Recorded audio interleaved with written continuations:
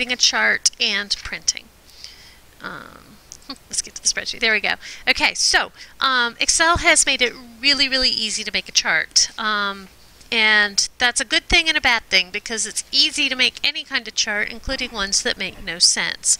And some common mistakes that I see, and I'll just show these first just because they're kind of fun, are the people who select everything and tell it to insert a chart.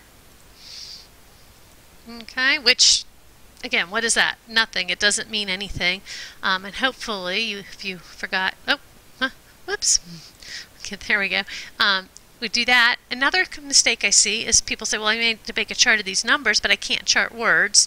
So they just select the numbers, okay, and then you end up with a chart, but you don't know what those numbers mean. It's kind of cool the way Excel works that they will, if you include the text that describes the numbers, they will include, let's look at the difference here, a legend, so we know which column is which, and an x-axis title, so we know which each group of columns is. So when you're selecting your range, you just want to pay attention and get the numbers and the immediate text that identifies them. Now be careful because you don't want to include the total, and let's just for kicks we'll add a total in. What just happened there, see how my chart is now skewed? Okay, see how these totals are much taller than the rest of them because this one is the sum of these 5. So you don't want to include the total when you are setting up your chart, just the range. Or the opposite when we're doing a pie chart, and I'll show you that one next. I only want to include the total. When you're doing a pie chart, each wedge is a percent of the total.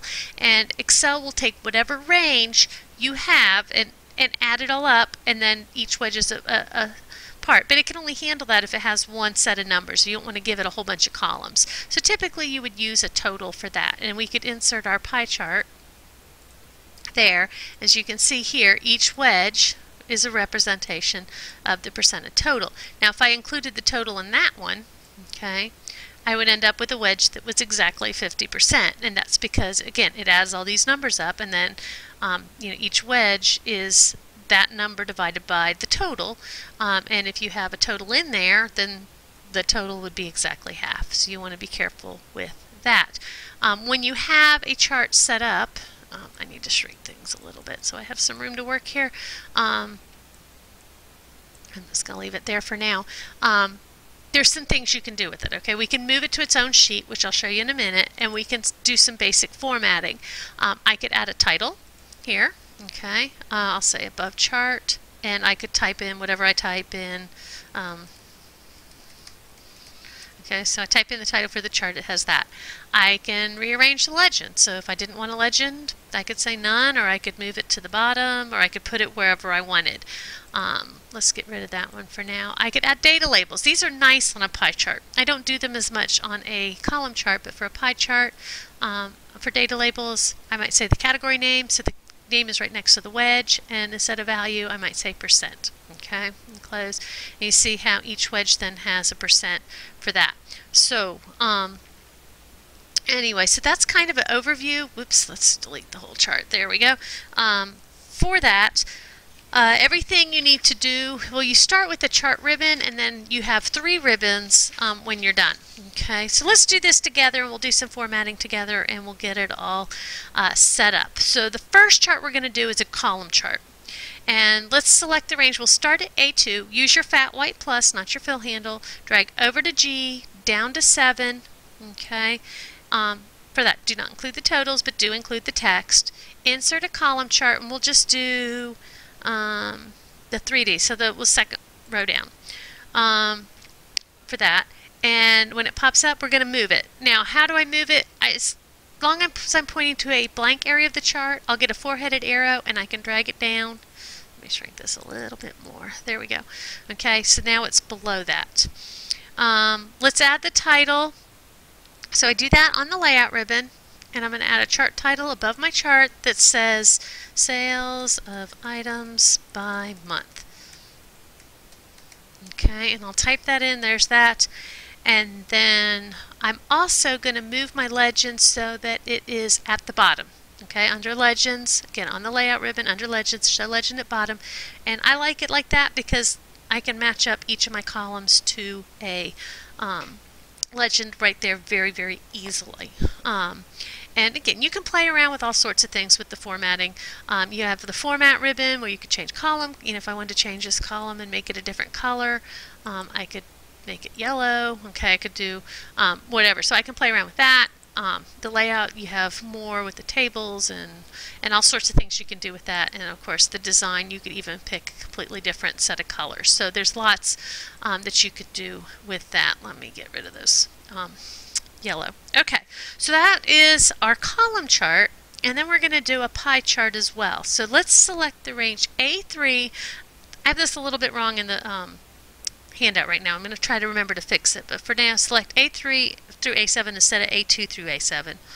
Hold down Control after you've selected it. Hold down Control and come over and select the corresponding totals, so H3 through H7.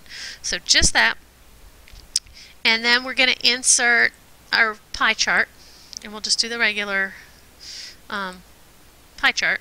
This chart we're actually going to put on its own sheet, which I forgot to show you sooner. I mentioned I would and then I didn't. Choose New Sheet, and we'll call that pie chart. Okay, what this does, and you'll see in just a minute, so not object in, but new sheet. Okay, that puts that chart on its own page. It's all by itself. You can get really fancy and detailed with your formatting. You have a nice big chart you could print if you needed it for a report or something like that. Okay, and we can do all of that. So let's get this chart formatted. We're going to call it let's see, we'll do a title, and we'll insert a title above the chart, and we'll call it totals per item.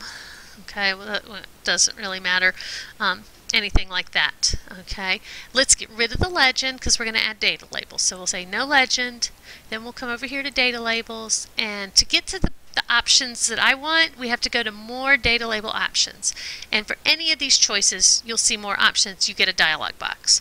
So under the labels, make sure you pick category name, values, and percent. Turn off values and turn on percentages, and we'll leave it on best fit. That'll stick it where I think I had it say outside end, but I decided I kind of like best fit better because each choice sits right inside the wedge. Okay, and you can I said play around with that or whatever, but there's our pie chart. Okay, so that is an introduction to charts. And then the last thing we're going to talk about is printing. And when you go to print a worksheet, printing worksheets a lot of times is a little different than printing a document, because if you hit, I'm going to hit print preview, file, print, and print preview, and you can see because of the way this worksheet is, it doesn't fit real well on a vertical page. So what can I do? If I want to fix that, the page layout ribbon is the place to do that. And I could play around with my margins if I needed to, but the easiest way to fix things, first of all, is change the orientation to landscape. And when I do that and I print, okay, I should see that it fits on one page. If for some reason it didn't, okay, I had a bigger spreadsheet or whatever, under page layout, I could go, I might adjust column widths a little first, then I could choose height or width to be automatic. But essentially, again, the goal is to try to get things to fit on as few pages as possible, but still have them to be readable. Okay, so that is the end of the Excel tutorial.